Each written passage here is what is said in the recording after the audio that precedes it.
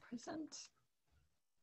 All right, so the name of this workshop is Weeding Books and Creating Your Own Blackout Poetry. And my name is Whitney Kehl, and I'm the Margery Summers Foster Center Graduate Assistant. So our rundown for this workshop is going to be first talking about what weeded books are, why we should do this particular creative project with them, supplies that you will need to do the project, some different variations, then we'll have a discussion, and then Sundia and Kaio, and if anyone else joins, if at the end have the supplies around and want to bring them out and try it today, then we could do that, and I could talk to you as you work on it. So, what are weeded books? Sundia, if you hadn't seen this slide yet, since you have worked in the libraries, would you have been able to give this definition of what weeded books are? No, actually, I don't think I would have. Okay, well, there you go. So I made a little visual to help, remember the analogy in your head, like weeds, like the things that we don't want, the things that you pull out. And so that's what's happening with weeded books in a library's collection. It's when they're taken out of the collection, deaccessioned, or removed. And there are a handful of different reasons why this might happen. And it's kind of different from library to library based on what type of library it is, what type of space they're working with. But some primary reasons would be that the book itself is damaged. So if it's got a broken cover, or the spine is falling apart, or there's missing pages, if a patron goes up to the circulation desk and says, I was reading this book and then I found out that there were some missing pages. Then, can I interrupt for a moment? Yeah. Because we all work at Douglas Library. We had mold, folks. During this lockdown, we had molds, and I had to review about 1,200 books. 1,200. Like on the bottom floor, you both are familiar on the bottom floor. Okay. Yeah. So that's another instance when. No, she is just saying she should have taken a nap. Earlier, Megan, because I can't last the whole day, and we worked outside. You clean it outside? Here, maybe let me stop the screen sharing for a moment, and I might be able to pause the share. Let me go back into the meeting for a second. Did we get some new people in here with us? Beautiful. Megan's here. Oh, okay. Welcome, Megan. Thank you for joining. I just wanted to see who had joined us, but I'll get back to the presentation now. Kaio, did you want to say more about what's happening with the weeding in Douglas? Yes, so we were talking, Megan and Sundia, we were just talking about why libraries weed. And generally weeding, people get very upset that the libraries are tossing the books. But like recently during this lockout, about maybe, I think it was at the beginning of September, we got word that there were 1,200 books at Douglas that had like layers of mold. So mold damaged. Okay. Yeah. So that's another instance when we have to weed. It's not even weeding, but it's just discarding. Yeah. Yeah, that would be another example to add to the ways that a book could be damaged, that it would need to be weeded out for. Yeah, great example. Definitely a problem for libraries. Mold, if an HVAC system isn't up to date or has an issue, and yeah. Some other reasons, these ones might be more on like the public library side, if more copies are owned than are needed. So sometimes public libraries especially will buy popular fiction books, multiple copies of them if there's a high demand. If the book just came out and it's part of a really popular series, they might get a few copies so that multiple users could use it at the same time. But then maybe a few years down the road, it hasn't been circulating as much, so it ties back into the low circulation numbers. So if it hasn't been checked out in a while, or not all the copies have been checked out at the same time in a while, then it might be a reason to free up some more space to get rid of some of those extra copies. And I think needing more space in a library is one of the primary causes of weeding, because weeding could happen gradually, where librarians are deciding, they see a book, oh, it's not popular anymore, or they check the database on how often it's been checked out and might see that has been checked out in many years, so they might decide to just here and there take a book out of the collection. But more times than not, weeding is done on a large scale when space is needed in the library and whole shelves of books need to be repurposed for incoming books, or the shelves need to be removed for another purpose. So with so many resources being online nowadays, libraries, especially on college campuses, are increasingly being used as study spaces, and that's the type of need that students have for the library. So in like Alexander Library on the Rutgers College Ave campus, the reference room, when you go in the lobby, the room that's to the left is being transformed into a digital media commons right now. And the reference collection that was in there, which I want to say it was like 80,000 books, but don't quote me for sure on that, but it was definitely multiple dozens of thousands of books in there in the reference collection that hadn't been weeded in years. And so a lot of them were outdated and weren't getting used very often, and were weeded in order for that space to be freed up for this new purpose. Another example is I'm currently doing an internship at the Lawrenceville School, which is a boarding high school in central New Jersey, a little south of Princeton. And they have gone back to having classes on campus right now this semester, and they have the boarding students and day students. And it used to be that the day students could go back to their houses where some of their classmates actually lived during the daytime in between their classes or before or after class. And now, because of COVID and the social distancing and keeping people more segregated into different like groups of, you know, who should be exposed to each other and who it can be avoided with, the day students are no longer allowed to go back to those houses to do their hanging out and studying. So in the library, they decided to take out half of the bookshelves that were in the basement and put in desks down there so that the day students could use that as their kind of home base, landing base during the day, and wouldn't have to go into the houses on campus. So they got rid of like 12,000 books this summer through a dumpster process, just dumping them right in. And their criteria for what books were going to be weeded were any that hadn't been checked out in over 15 years. So yeah, that's a pretty common variable that we use for weeding. How long, the circulation numbers? Yeah, and when the last one occurred. Okay, yeah. In addition to damage and so forth. Yeah, especially when you have to do a whole bunch of books all at once. That's one of the constant factors that would help you assess a large number without looking at detail at the content of each and every one. So yeah, so those are the reasons why books get weeded.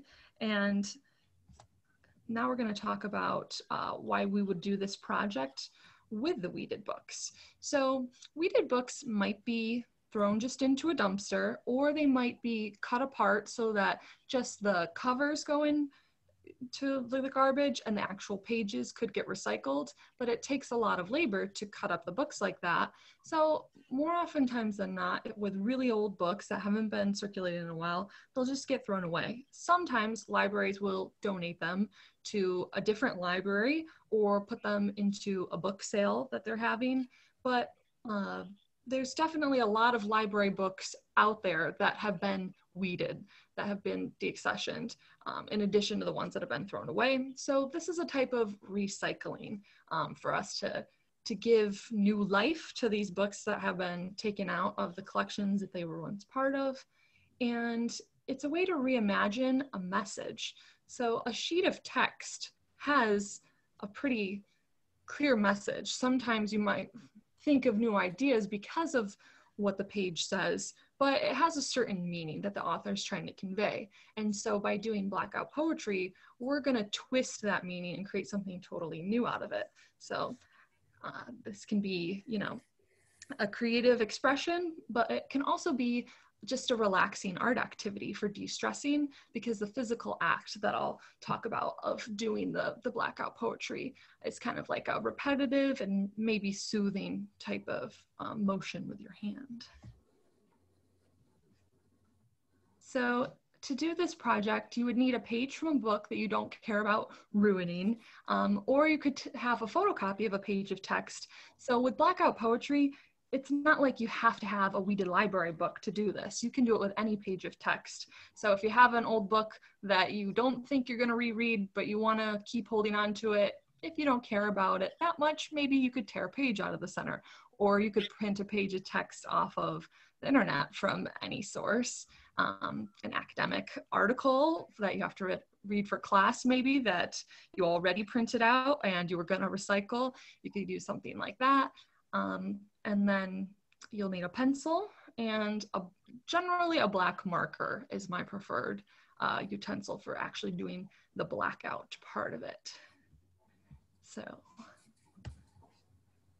then for project variations. So when you're doing blackout poetry, you should probably take at least 30 seconds before you start diving into creating the poem to think about what you want to do, come up with a strategy. So you could maybe read the text of the page first, but sometimes I find that reading the page first kind of makes me lock into the message that the author was putting on that page, and then I can't break away from it. And I end up just kind of coming up with a summary of the page, picking out the words that convey the idea of what was already on the page the most. So I think it's actually pretty fun to just try and like glance at the page almost like you would with a word search and see what words stick out to you without even reading the page first.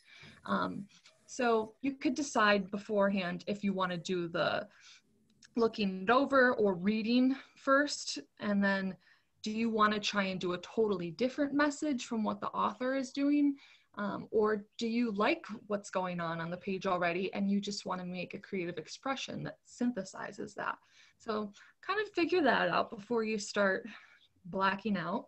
And then for the actual like selection of words that you're going to use in your blackout poem, you could do single words, or you could do strings of words, whole phrases, or it gets a little bit trickier to do this, but you could use parts of words or single letters to really create a custom poem. If you have a certain poem in mind and you just want the page to say that, you can seek out the exact letters of the poem that you have in mind and make them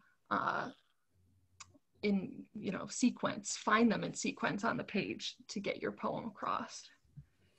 And sometimes you can, choose to draw pictures in with the poem on the page.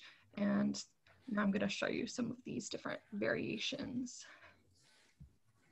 Okay, so in this image, you'll see there's 5 different techniques that I was trying to demonstrate. So I would say by far the slowest one is the dots. So it looks kind of cool, especially if you do like an ombre where you have a heavy density of dots and it's dark and then it gets lighter. I think it looks pretty cool, but just those individual marks, if you think about the time that the pen is or the marker is actually on the paper compared to how much time you're raising and then lowering it again, there's a lot of wasted time in that, and it really adds up if you're doing that a few hundred times. Whitney? Yes. Are you trying to show something? Are you showing something to us? I'm just doing the slideshow. Was I not? Oh, are you just seeing my face? I forgot to start sharing the presentation again. Okay, resume share. Sorry about that. Okay, I will share this presentation with you guys afterwards. So these are the pages that you missed. Why we're doing this project, but I talked about those things, the supplies, a description of their variations, and now we're on the images of the variations. Thank you, Kyle. Sorry about that, folks.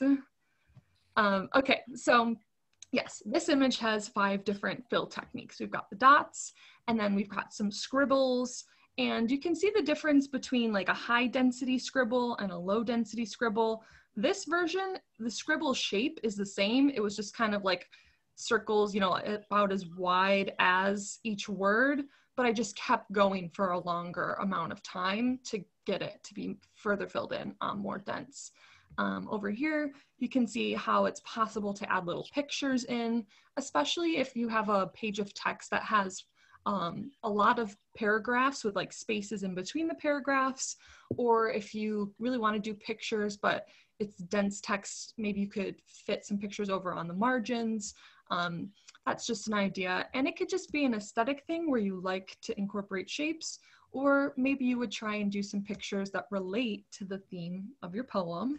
And then down here, for this type of like almost basket weave technique, I drew some core lines first. Like I think after I circled these words, I drew this line from this edge of the circle to the edge of the page, and then the same thing over here, and then filled in a few stripes that way, then decided to change, direction.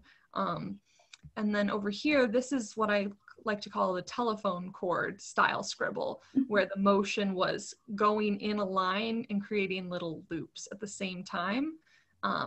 And in some of these spots, I was going from left to right, and then with the curls on the bottom, and then put the curls on the top. You can do different textures by combining different styles of like motion for your writing. So those are just a couple of examples. There's probably a whole bunch more that you could try out.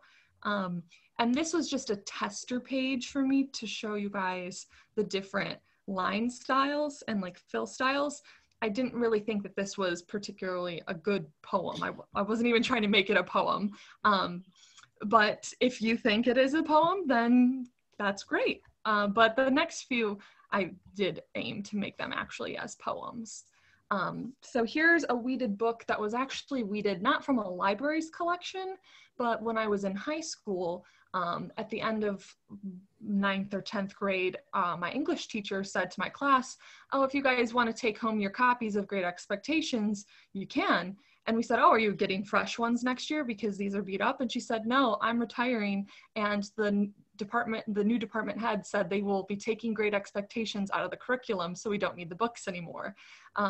So we were like, "Okay, sure, yeah, we'll take the books." So here I've got a poem that I created on a page of that book that was weeded from the high school's collection. And I'll let you look at it for a moment. Can you read the poem? Sure, yeah. Because so we cannot see very well. Okay, yeah, I'll read it. So the poem goes like this. Grave, we all fell, keeping door wide open, trying to get out. Never was a finer victim. Anyhow, look up.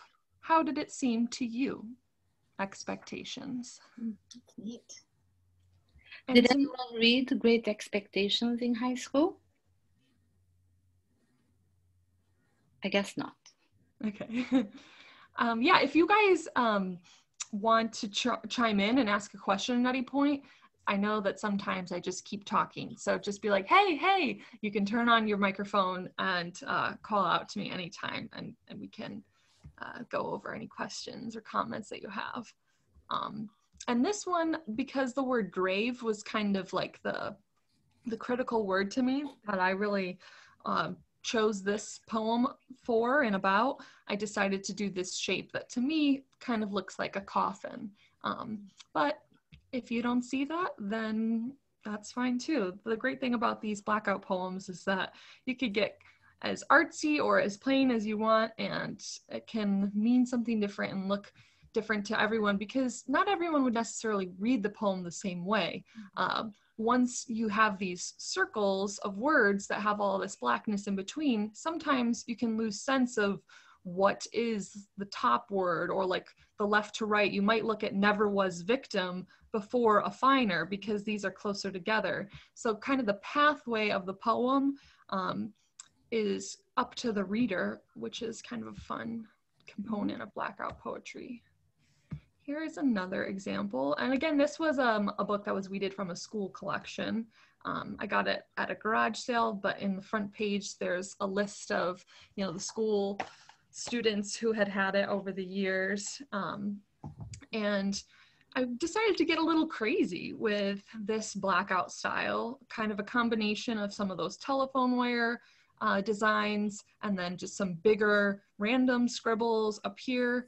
And for this one, I actually used an acrylic paint marker instead of a Sharpie, and I got that off of Amazon.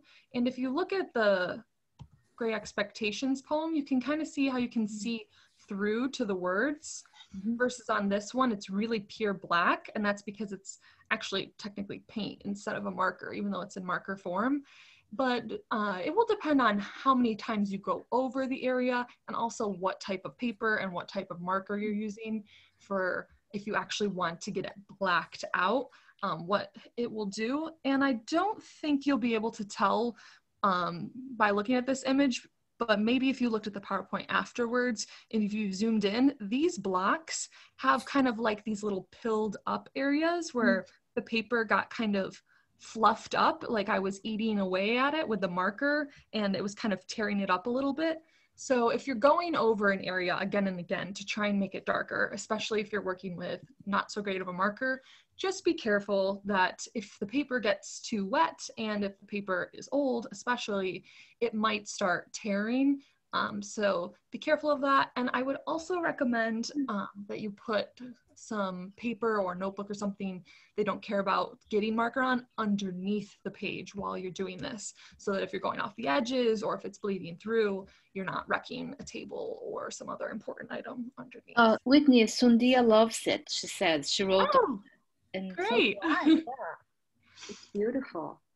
Thank you. Yeah, so this one, you know, I was kind of just going for like an amoeba type of blob shape. And yeah, I would say focus on circling the words first.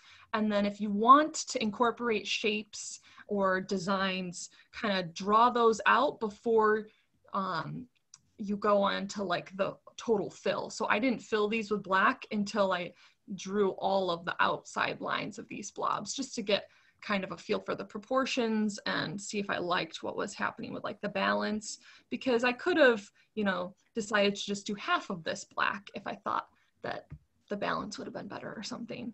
Oh, and another thing to note about actually creating the poems is that the reason you need a pencil is because you should pick out which words you're going to circle and use before you start doing all of this filling in. So go through and circle the words that you want. And then also before you start doing the fill, I would take your marker and go around that word very carefully and try to leave as much space around it as possible while still blocking the neighboring words. Sometimes, you know, the tops of the F and the top of the L here are like touching the blackout. It's easy to lose letters if you're hasty about going around them with marker. So definitely take your time in the beginning with circling first in pencil, then in marker, give it as much space as possible.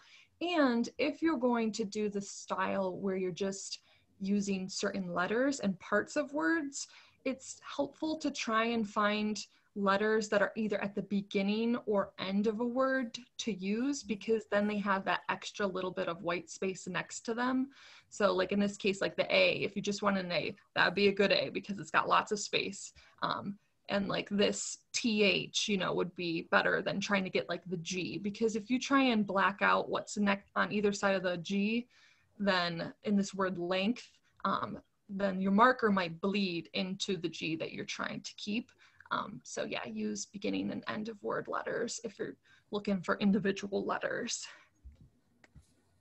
So I wanted to show you guys a little something different with, instead of using a marker, trying to do it with a pen, and in this case, a blue pen. So really you can do blackout poetry, even though it's called blackout poetry, with any color you want and any type of material you want. I've tried doing it in the past with colored pencils, and for me, that just doesn't cut it, because you could see the other words through the colored pencil in most cases, and I find it very distracting. But maybe you find something like this very distracting. You know, it depends on what kind of energy you're looking for your poem aesthetic to exude, for what type of line styles you use, what type of color you use. And in this case, I wanted to see how quickly I could get a blackout poem done, because this could be something, you know, that if you just need to take a little break from doing schoolwork, or just want to feel creative for a little short period of time, but you're very busy and don't want to set aside, you know, a project that takes like hours to do. If you can't do that, this poem only took me 6 minutes to make, tearing it very quickly out of the book, circling the words, and then, you know, scribbling in as fast as possible. So I'll read this one to you. It goes like this. Correctness, belief, adoration, enlightened, convictions, rebukes, condition, fatal damage, the other, indignation, intolerable as well in matter as in form, preach, write no more. And for this one, I titled it Lecture. So sometimes if you give the poem a title, it might totally change its context.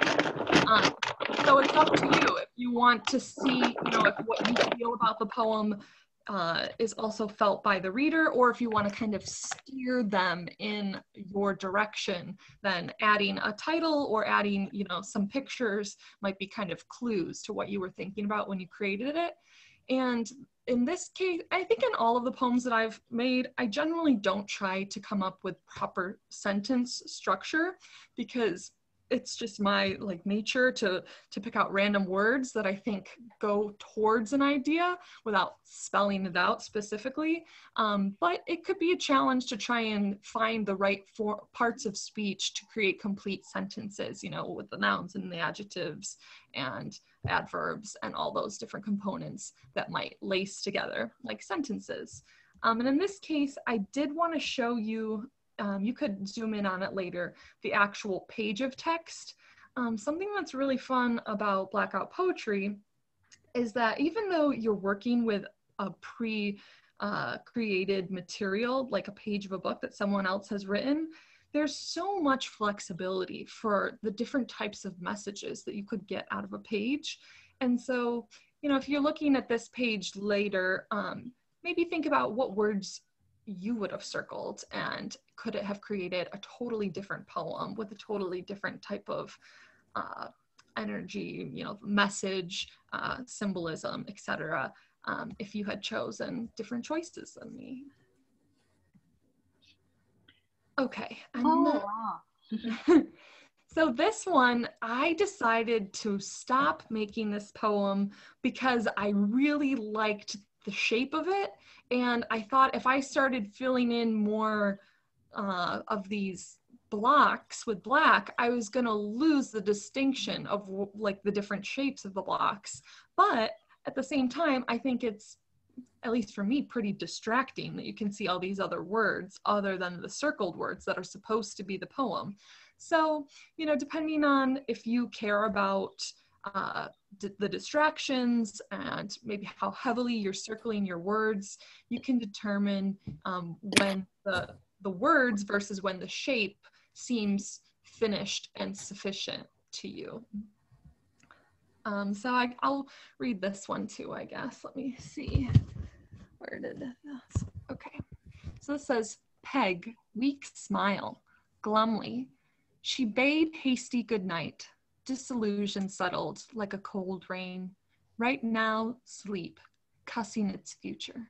Decide, going to go through? See you. Mm-hmm. So yeah, that's just another example. And for me, these books, these Cherry Ames Private Duty Nurse by Helen Wells, these Cherry Ames nurse books were a series that there's multiple of. So Cherry's a different type of nurse in them.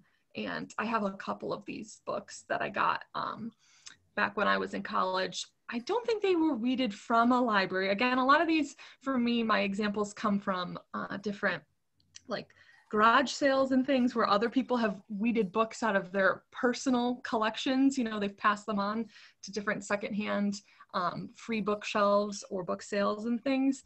But I am interested a little bit in kind of the gendered role that this story has, and I think they were written in the 1950s 50s, no, 60s, 50s and 60s. And so with something like this, you could really push through certain, feminist or, anti-feminist critique messages, perhaps based on what the book itself is like and when the book was written. So that's something to think about, like the context of the subject matter and when it was written, and if you want to play with that in your poem, or just use the page as if it were any other page and look for random words in it.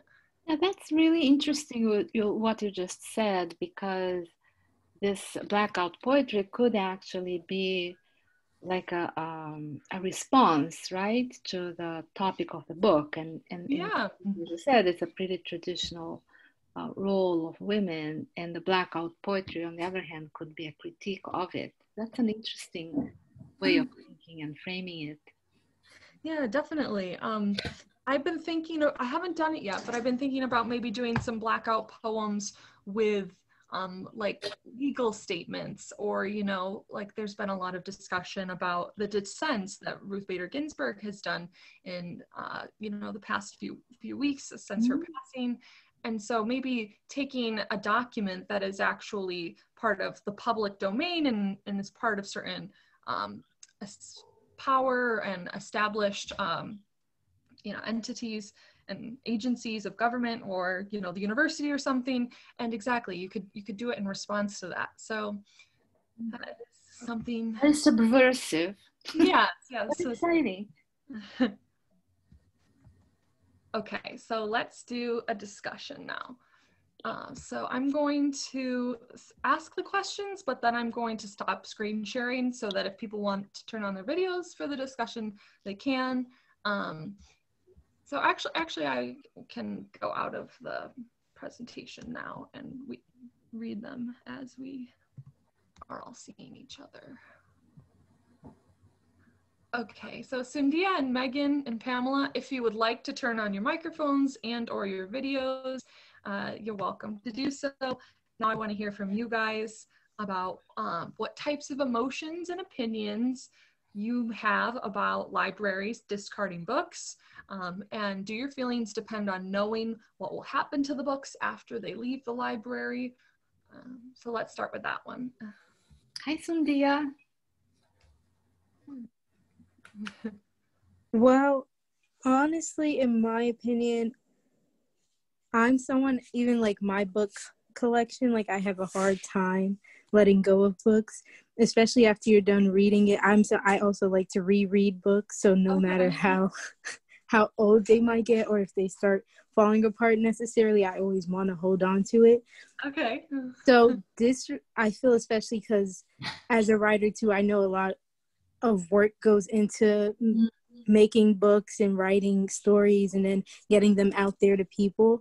So I really hold it close to my heart. And it's sad that, it is paper and materialistic things, and it gets old. So things do happen.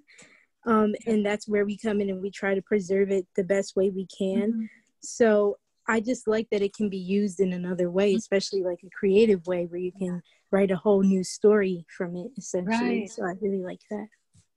So would you, if you were going to make a poem, prefer to do it from one of your books that you've held on to, or would you feel more comfortable doing it with a book that was like weeded from a library and you didn't have like an attachment to already?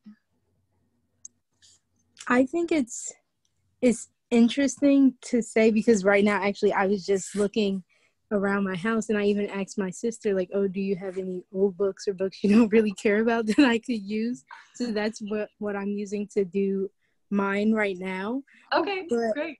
I think it would be interesting to see like a book that I do have like an emotional connection to, and I know like cover to cover in a sense, because then it's like, okay, I know the words and I know what words like really hit me in a way. So then I know like, oh, what I can make of it. Right, yeah. But in that case, a book that Sundia wants to keep, she could, for example, scan and make a printout and then do it, right? Yeah, that would be a great way to get the best of both worlds. Yeah. That's so true. That's so true.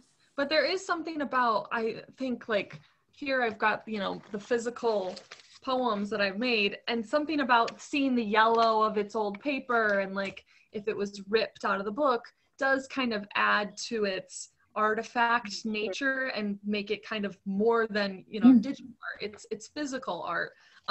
So maybe you could take a photocopy and put the scan in the book and like tear out the page or something, depending on, you know, like your feelings about destroying books. So it's just an idea. So Megan and Pamela, would you like to, do you have any feelings? Do you have any answers to? Yeah, if you have certain emotions or opinions about libraries in particular, discarding books. Totally. What I want to contribute is how impressed I am by the number of things that you prepared. Getting an echo, I don't know. But the different images that you've used. I'm an artist, so I wouldn't restrict myself to black, even though they're black poems. I think of William Blake and how he beautifully had colored poetry. And also a whole idea, which was cut up. Can you hear? It's echoing. I don't know why it's doing that. Yeah, I'm having a bit of a hard time hearing you. I'm sorry. I can write it to the chat. Yeah, chat would be great. Okay. And the same from Megan. Yeah, it would be great if you could participate in chat, Megan. Yeah, if either of you want to type something out, I can read it out to the group. And also, while you're doing that, my other question, if any of you want to answer it, is, can you think of any analogies of how Blackout poetry is similar to other forms of information sharing and creative expression that you or others engage in?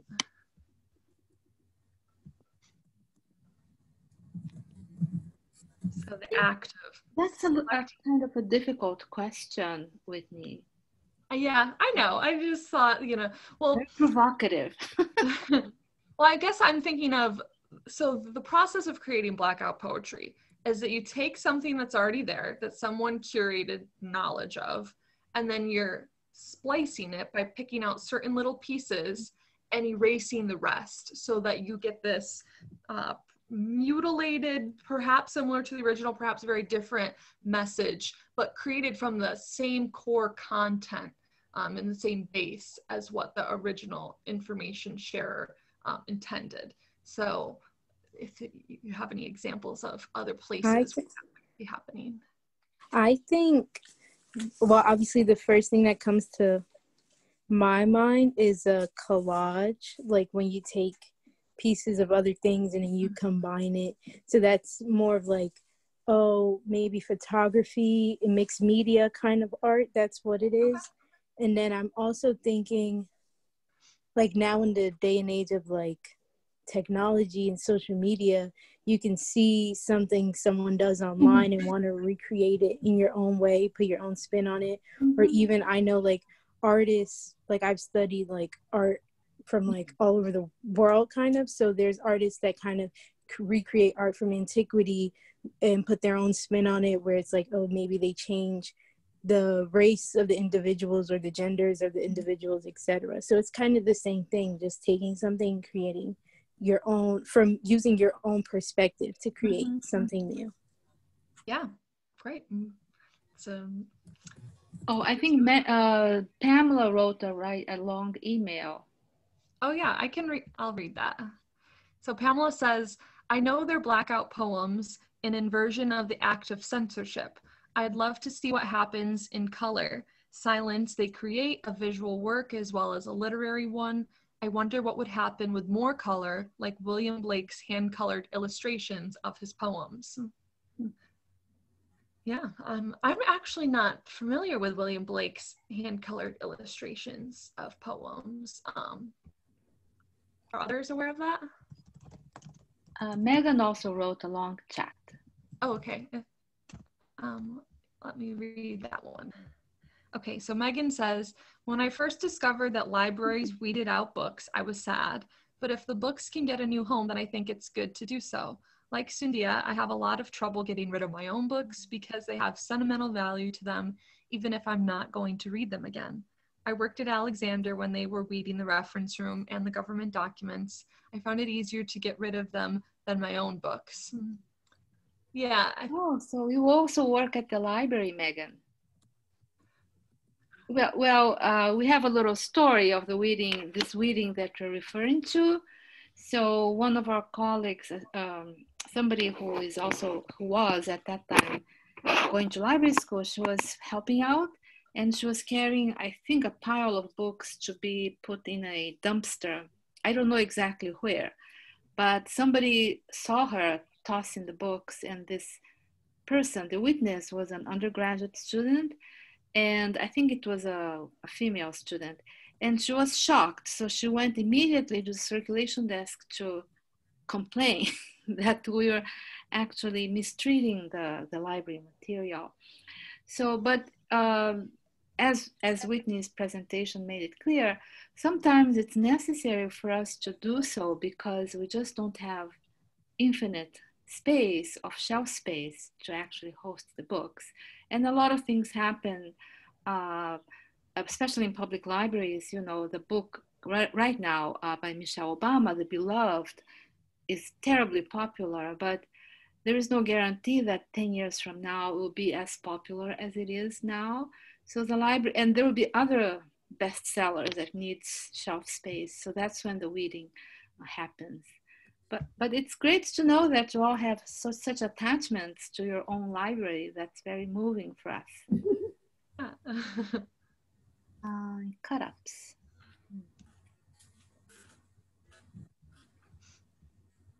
Okay, Pamela also says, also, I'm very interested in cut-ups where you slice out lines or phrases and rearrange them. The beat writer William Burroughs explored this technique with poet friends. There's a certain element of chance. Now there also is online software that allows you to cut and paste virtually and randomly. Oh my God. Okay. Yeah, so there's a whole realm of digital poetics that kind of are also, to me, feeling similar to Blackout Poetry because there's elements of chance, you know, you're mixing and matching things that wouldn't normally maybe be next to each other. And with digital poetics, you could get some kinetics involved and imagery involved in the poems too. Very cool. Thank you for mentioning that, Pamela. The cut-ups sounds like what Sundia was saying with it reminding her of collage. I was also thinking in terms of a different media, like the mashups that a lot of students doing media do. They actually use 30 seconds of some film, and 30 seconds is legal to use it, and then they insert that in their own media to create a different story. And also quilting, right? The quilt traditionally uses material from an old skirt and old clothing to actually put together in a different way. Yeah. So I think it's an interesting connection that we're all making. It's a new creation, but using the material that had a different purpose. Kaio, now you make me want to actually make a quilt out of pages of weeded books. Oh my God, that would be interesting. Yeah, you could create digitally a digital quilt, right? Yeah, that would probably work a little bit easier because sewing through paper can be, you know, especially if a little challenging. Yeah, it could be challenging. But. Well, Pamela, we know that Megan worked at Alexander Library. Did Pamela work at the library too, or no? No? Okay. But you're very interested in William Blake and other artists, so you're an arts major or art history major? Yes. Okay, great. Great. Super. Because Sundia is also an art history major. Yeah, Megan and Pamela, what are your courses of study? You could type it in if you want to share with us. I had just pulled up William Blake colored poem illustrations in Google search, and I'm going to share my screen for a moment to show you guys this as well, because I had not seen these before and they're very cool. So thank you for telling us about these. So, yeah. So these are an awesome example of combining the different forms of artistic expression. Very cool. Oh yeah, I like these detail shots. How the branches are going in between the words here. Very cool. Yeah, if anyone else wants to look at those more on their own later. Thank you for bringing up, Pamela. Yeah, thanks. Also, Megan is a psych major and minored in English. Okay, super. So have you graduated, Megan, or you're working towards it?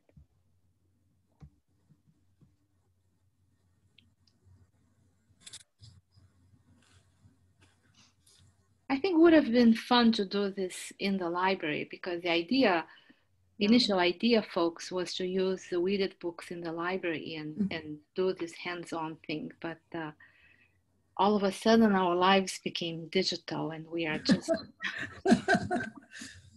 That brings me to another point, is that I have, a handful of books weeded from various collections, not too many. I don't even know if I have any from the Rutgers collections as of today, but I could get my hands on some.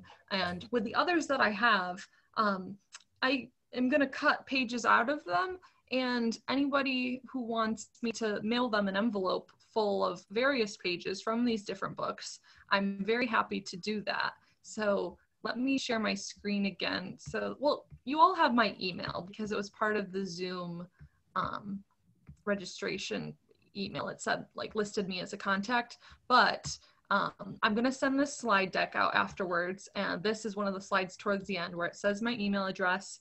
And if you email me your name and address so that I can send you some of the pages in the mail, I will do that right away. And hopefully, if you do make Blackout poems, Sundia, I think you said you are already started. You could, take pictures and email them back to me to let me see if you don't mind, because I would be very curious to see what you created. And if you don't mind me sharing them, maybe I would share them on our Margery Summers Foster blog or the Facebook page or something. But you could just share it for just my eyes, if that's what you're comfortable with. You can note that in the email. So definitely email me afterwards. Yeah, please email Whitney, because we would love to showcase, with your permission, if you create a Blackout Poetry, because we'd like to showcase them on our blog, just to really enjoy the creativity of our students. So please email Whitney on that. I have to share Whitney did a wonderful presentation about Google Maps the other day. Oh, yes. And I'm going to share with you the drawing that I made. Oh, goody. Yes. Oh my gosh. from the workshop that we did. So super. The street view of Google. And can you recognize this, folks? Yeah, who recognizes the location? I guess nobody recognizes. I was hoping you would recognize. Is that Douglas Library to the right? Yeah. Oh, thank you. Yeah. Thank you very much. Mario, I think that you should frame that and put it, if not in your office, in your home. Laura told me the same thing, so I said I will. Good, very good. And after all the workshops, I wanted to, because I'm creating here my own poetry. Okay. I'm going to create a blog entry, and hopefully you guys, Megan, Pamela, and Sundia will send something to us, and we can showcase them in there. Yeah, it would be awesome. Yeah, so email me if you want copies of not copies of pages, the original pages. I'll cut them out of the books for you. And then also, I'm going to paste a link in the chat to a survey for this workshop that it is going to disappear from the chat after. What's that? So please, folks, if you could just fill up the survey. And I just had a page of the New Yorker. Ooh, I okay. haven't blacked out yet, but my phrase, it's not a poem, but the phrase, it says, "The astonishing man monster lacks courage and greatness." Ooh. So I haven't advanced further, but I'm there. Are you going to trim the page since you didn't use a lot on the right and bottom, so you have less to black out, or will you black out the whole thing? Well, I was thinking to have at least a second sentence here, but okay, you'll put circle more. Distracted. So, nice. Sundi, are you making something? Yes, I actually am. I can read you guys my phrase. Yeah, and show us. Yeah, show us. Well, it's a page from the Mockingjay. My sister, her book was falling apart, so she said I could use it. And it says, "I whisper to protect. All I'll need is air and a clear shot. Naked, non-existent. I'm not escaping, just finishing a job." Wow, that's beautiful. That is beautiful. Yeah. Nothing like my man monster phrase. That's really beautiful, Cynthia. Thank you. I love that. So when the page is ready, just send Whitney the image. A picture of it or something. I will. It was just awesome. Beautiful. Pamela, I wondered if you find that the content of book influences type of poetry you create, like say a manual or science textbook. Yes, definitely for me. Like for the examples that I did, like the one that was the physics book, it was barely even a poem. I don't think I read it to you guys, this like little blobs one, because the words of the book were just, they're so technical in nature. I'll read it to you now. So it goes, June 1943, determine, length of, describe, answer, find, costs, final, downward, 3 forces acting, neglect, find the rate.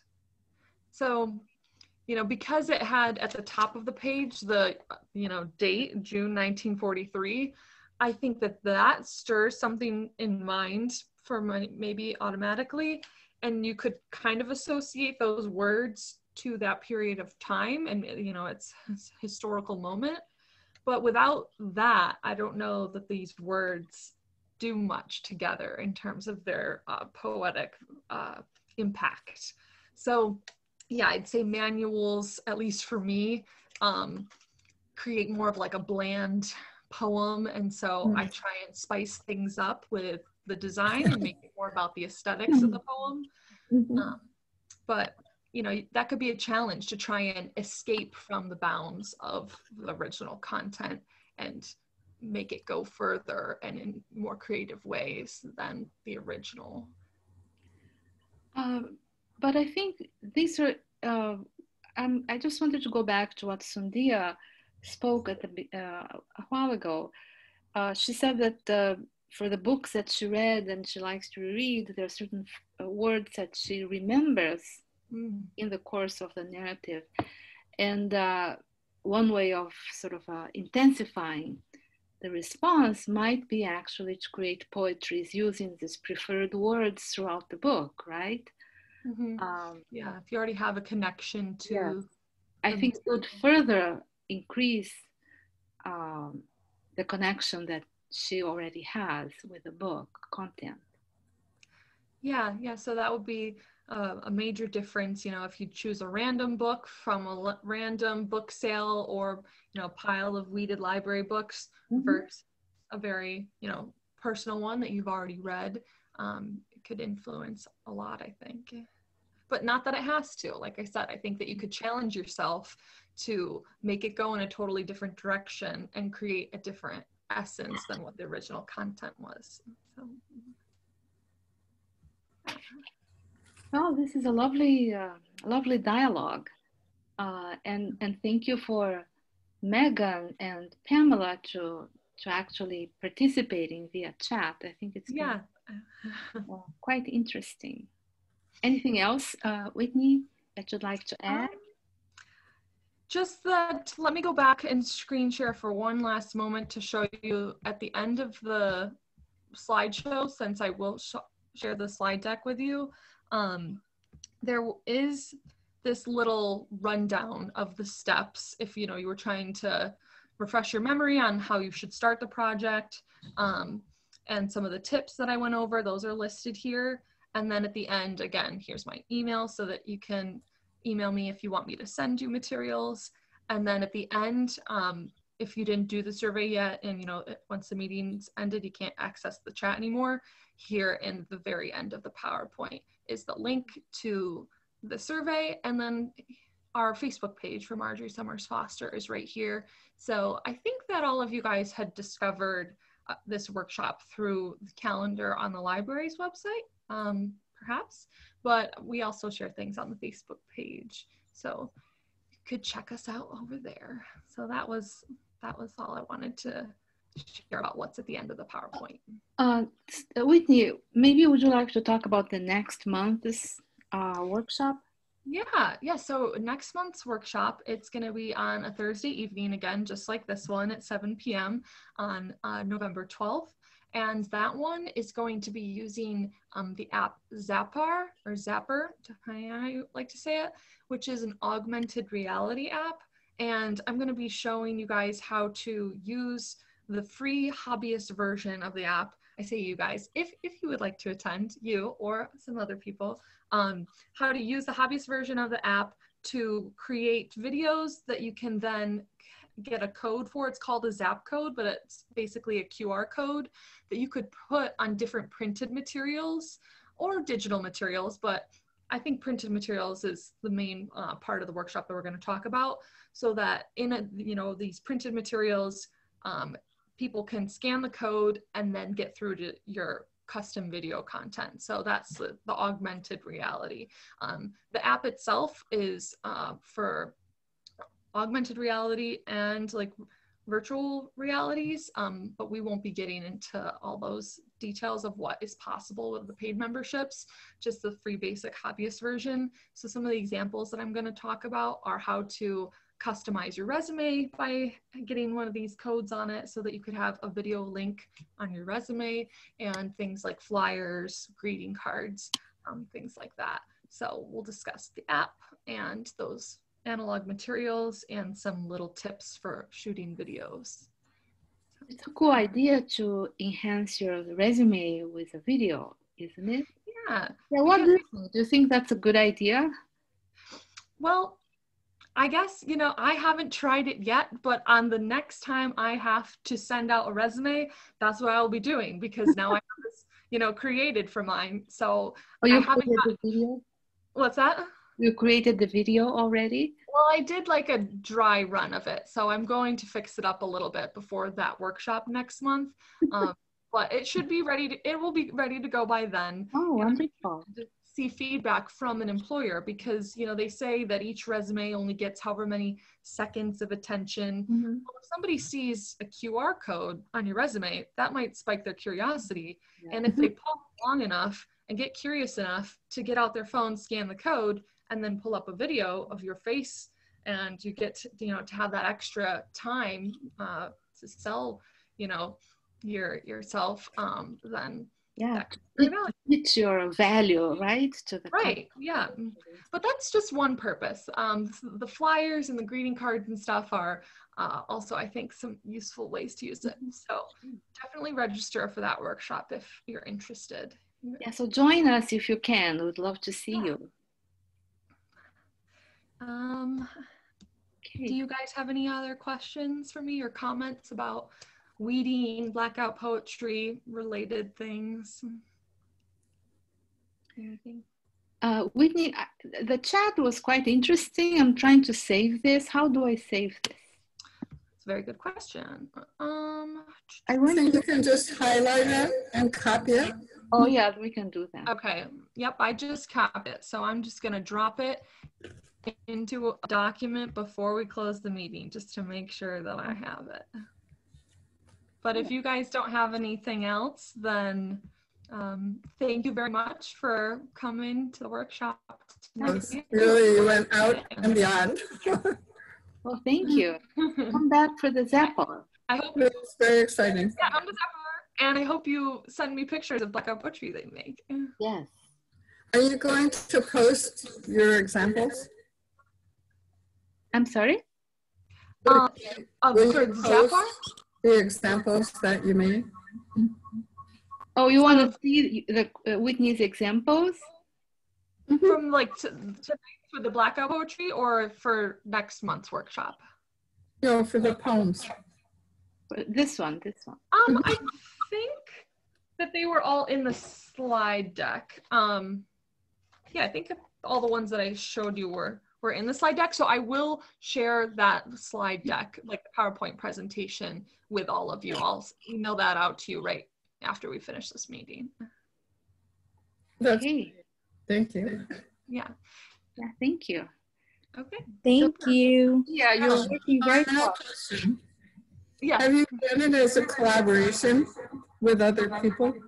So I haven't, and when it's possible to do this workshop in person, I plan to do that. You know, split people into small groups and, you know, give them 5 minutes, you know, set some ground rules about each person, you know, only circles like 3 to 10 words or something, and see what happens when those types of collaborations come about. I haven't done it, but I think that it would be very fun, you know, to do as a non-structured way, to just with one other person could be enjoyable, but it could be kind of like a group exercise challenge to do it with, you know, people that you're assigned to do it with, and with certain rules and stuff. So yeah, I think it would lend itself if you pass it from person to person and everybody does a certain step. Yeah, that would work pretty well. Okay, that's good feedback, because I do hope to do this workshop in person at some point, so I could do it then. And if I didn't have a Chromebook that I was working on, I was going to try to do something where we could do annotations within the Zoom meeting, but my laptop doesn't allow that capability on Zoom to do annotations, so we couldn't do one together in this forum. But definitely something that I would like to try with people and get people to try. So let's hope maybe next semester we'll be able to do something face-to-face. Let's keep our fingers crossed. And Pamela, you should try doing that with some friends or family. You know, pass it around and try and do one together. I think kids would love it too. Yeah. Well, nice words from Megan. And that was fun. That was really fun. Yeah, super. Well, thank you, Whitney. Thank you again. Yeah, thank you all for coming. Thank really you. appreciate it. It was great to interact with you. I can't wait to hopefully see what you guys create. Okay. All right. I think. Well, thank you, Whitney. So did you